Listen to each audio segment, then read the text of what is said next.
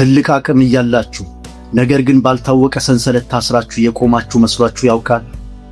አሁን ካላችሁበት ሁኔታ በላይ ለታላቅ ነገር እንደተፈጠራችሁ እያወቃችሁ አቅሙስ አለኝ ግን አሁን መጀመር አልችልም በሚል ተራ ሰበብ ስንት ዕድል አመለጣችሁ።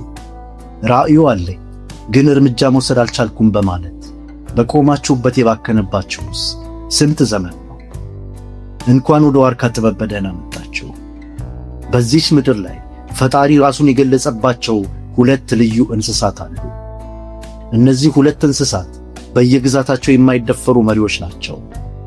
አንበሳ ዛሬን በድፍረት ይጋፈጣል፣ ንስር ደግሞ ነገን በራእይ ይቃኛል። ዛሬ እነዚህን ሁለት ግዙፍ ተፈጥሮች እናጣምራለን። የአንበሳውን የማይበገር አመለካከትና የንስሩን ሰላ ራእይ።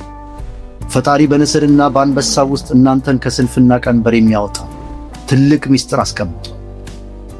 በዚህ ቪዲዮ ነገን የማሳደር በሽታ ፕሮክራስቲኔሽን ለአንዴና ለመጨረሻ ጊዜ የምንቀብርበትን አሁኑኑ የመጀመር ስነ ልቦና እንገነባለን። ጉልበታችሁን ወደ እውነተኛ ተግባር፣ ራእያችሁን ደግሞ ወደማይበገር ውጤት የምትቀይሩባቸው 7 ተግባራዊ ልምዶች በዝርዝር እንመረምራለን። እስከ መጨረሻው አብራችሁ ይቆዩ።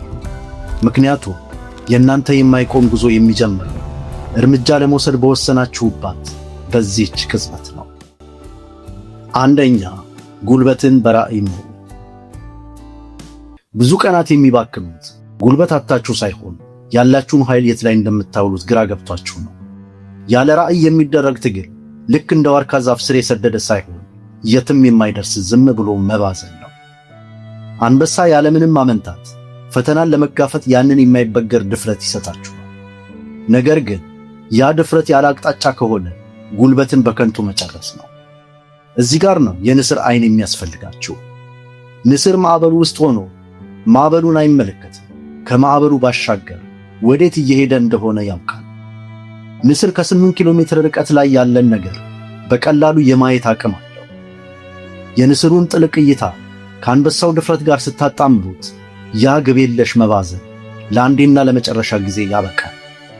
የዋርካን ስር የሰደደ አስተሳሰብ ለመገንባት ዛሬ የምትወስዷት እያንዳንዷ ትንሽ እርምጃ ትርጉም አልባ ልፋት መሆኗ ቀርቶ የነገው ታላቅ ስኬታችሁ መሠረት መሆኗ ማመን አለባችሁ። የአንበሳው ጉልበት ከውስጣችሁ እየገፋችሁ፣ የንስሩ እይታ ደግሞ መስመራችሁን እያስጠበቀ ትናንትና የፈራችሁትን ተራራ ዛሬ በልበ ሙሉነት ትወጡታላችሁ። ሁለተኛ፣ ፍርሃትን በአመለካከትና በተግባር ድል አድርጉ። በፍርሃት ምክንያት ብቻ ያልጀመራችሁት፣ ሰው ምን ይለኛል ብላችሁ የተዋችሁት፣ ወይም ባይሳካልኝስ በሚል ስጋት የቀበራችሁት ስንት ህልም አላችሁ። ፍርሃት የህልማችሁ ትልቁ ሌባ ነው። ነገር ግን ከአንበሳ የምንማረው ትልቁ ሚስጥር መሪ ለመሆን የግድ ግዙፍ ወይም ኃይለኛ መሆን እንደማያስፈልግ ነው። አንበሳ ጫካውን የሚገዛው በልዩ አመለካከቱ ነው። በሚያስፈራ ሁኔታ ውስጥ እንኳን እያገሳ ወደፊት እንድትራመዱ ያስተምራችኋል። ንስር ደግሞ በማዕበሉ ከመዋጥ ይልቅ በማዕበሉ ውስጥ መጥለቅንና ነፋሱን ለከፍታችሁ መጠቀምን ያሳያችኋል። ሚስጥሩ ፍርሃት እስኪጠፋ መጠበቅ አይደለም። ምክንያቱም ፍርሃት የማይጠፋ ተፈጥሯዊ ስሜት ነው። ዋናው ቁም ነገር ፍርሃቱ ያለ መራመድን መልመድ። ዛሬ በመፍራት ምክንያት ወደ ኋላ ያላችሁበትን ያንን አንድ ነገር ለዩት። ልክ እንደ አንበሳ ወደ ግባችሁ ተወርወሩ። እንደ ንስር ደግሞ ከፍ ብላችሁ ትልቁን ምስል ተመልከቱ። ፍርሃት የሚገደለው ያለማቋረጥ በማሰብ ሳይሆን በተግባር ነው። የፈሪ ነፍስ በሐሳብ ስትታሰር፣ የጀግና ነፍስ ግን በተግባር ነፃ ትወጣለች። ሦስተኛ፣ ችግርን ወደ ዕድል ቀይሩ። እስቲ ቆም ብላችሁ ዙሪያችሁን ተመልከቱ። ሕይወት ለሁሉም ሰው ፈተናን መወርወሯ አይቀርም። ነገር ግን ልዩነቱ ፈተናው ሲመጣ በምትወስዱት እርምጃ ላይ ነው። አንበሳ ፈተናውን በማይሰበር ጽናት ፊት ለፊት ይጋፈጠዋል።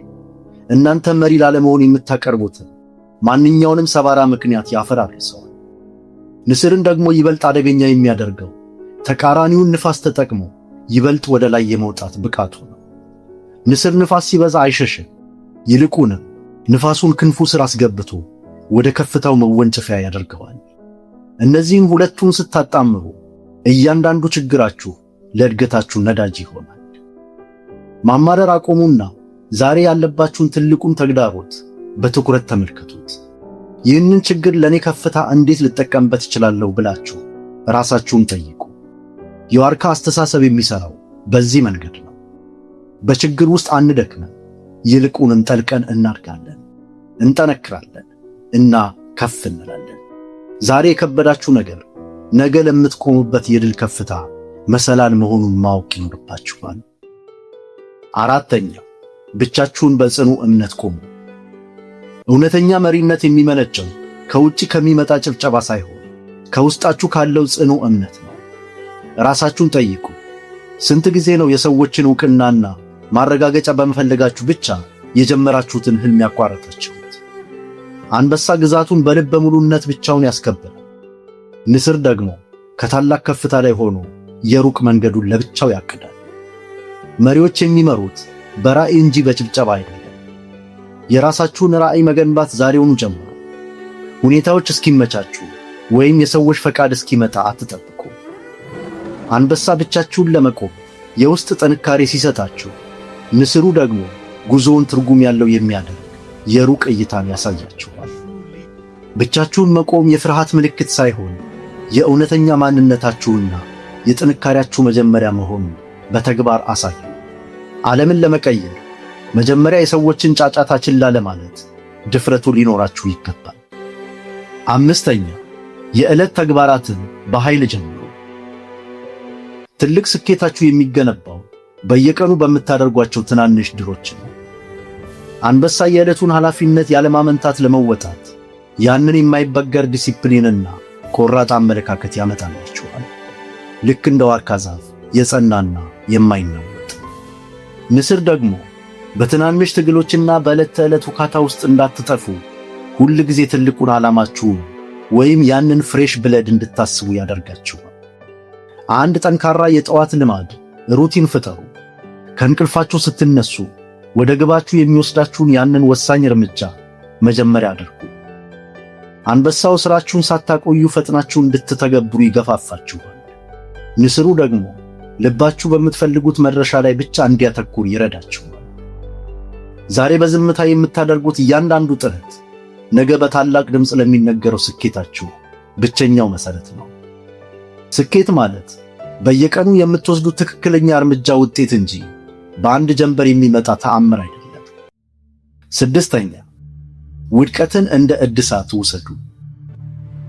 ሁላችንም እንወድቃለን፣ ስህተትም እንሰራለን። ይህ የሰው ልጅ ተፈጥሮ ነው።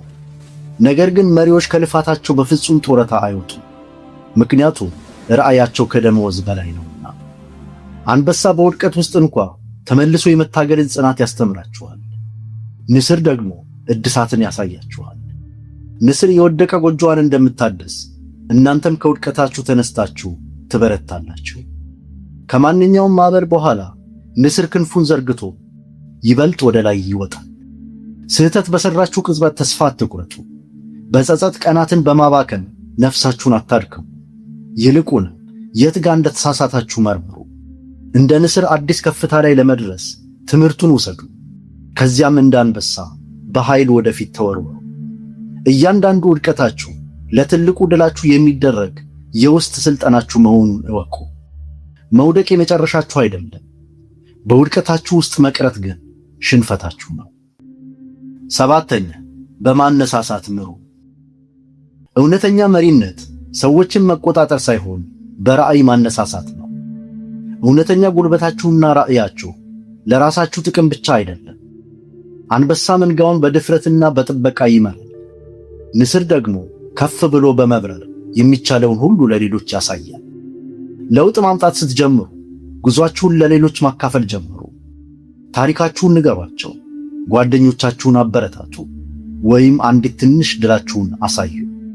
ስኬታችሁ ሌሎችን ሲያነሳ በረከቱ ይባዛል። አንበሳው ለመምራት ድፍረት ይሰጣችኋል። ንስሩ ደግሞ ሌሎችን ለማነሳሳት ያንን የላቀ ራዕይን ያድላችኋል። መሪነት እኔ የተፈጠርኩት አንድን ችግር ለመፍታት ነው የሚል ጥልቅ እምነት መሆኑን በተግባር አሳዩ። እናንተ ስትነሱ ሌላው እንዲነሳ ምክንያት ትሆናላችሁ። ዛሬ ከነዚህ 7 ልምዶች ውስጥ አንዱን ብቻ መርጣችሁ ተግባራዊ አድርጉ። በቃላት ብቻ ሳይሆን በተግባር ማንነታችሁን አውጁ። 5 ደቂቃ ወስዳችሁ እንደ ንስር ራዕያችሁን ጻፉ። ከዚያም እንደ አንበሳ ያቺን ፈርታችሁ ያቆማችኋትን አንዲት ትንሽ ተግባራዊ እርምጃ ዛሬውኑ ውሰዱ። በቀኑ መጨረሻ ሁል ጊዜ ራሳችሁን ዛሬ አሁኑኑ ጀምር የሚለውን ቃል ተግብሬዋለሁ ብላችሁ ጠይቁ። ኢትዮጵያ ውስጥ ሆናችሁ የዕለት ተዕለት ተግዳሮትን እየተጋፋችሁም ይሁን ወይም በስደት አዲስ ሕይወት እየገነባችሁ አሁኑኑ ጀምር የሚለው ቃል ከአንበሳ ጉልበትና ከንስር ራዕይ ጋር ተዳምሮ ሕይወታችሁን ይቀይረዋል። ድል የሚገኘው ነገ ሳይሆን ዛሬ በሚወሰድ እርምጃ ውስጥ ነው። እውነተኛ መሪነት የግል ዝና ወይም ራስን ማሳደግ ብቻ አይደለም። መሪነት እኔ የተፈጠርኩት አንድን ችግር ለመፍታት ነው የሚል ጥልቅ እምነት ነው። አንበሳው ዛሬ ላይ በጽናት ይቆማል፣ ንስሩ ወደ ነገ በከፍታ ይበራል። ሁለቱን አዋህዱና አሁኑኑ ጀምሩ። ያኔ ማንኛውም ፈተና ከእናንተ በታች ይሆናል። ከስማችሁ ጀርባ ያለውን ሀብት አሁኑኑ መገንባት ጀምሩ። ፈጣሪ የፈጠራችሁ በምክንያት ነው። የንስሩን እይታና የአንበሳውን አመለካከት ተላበሱ። ይህ ቪዲዮ ለሕይወታችሁ ትርጉም ከሰጠው ላይክ አድርጉት። ዛሬ ምን ትጀምራላችሁ? በኮሜንት ጻፉልኝ። የዋርካ ጥበብ ቤተሰብ በመሆን ይህንን ጉዞ አብረን እንቀጥል።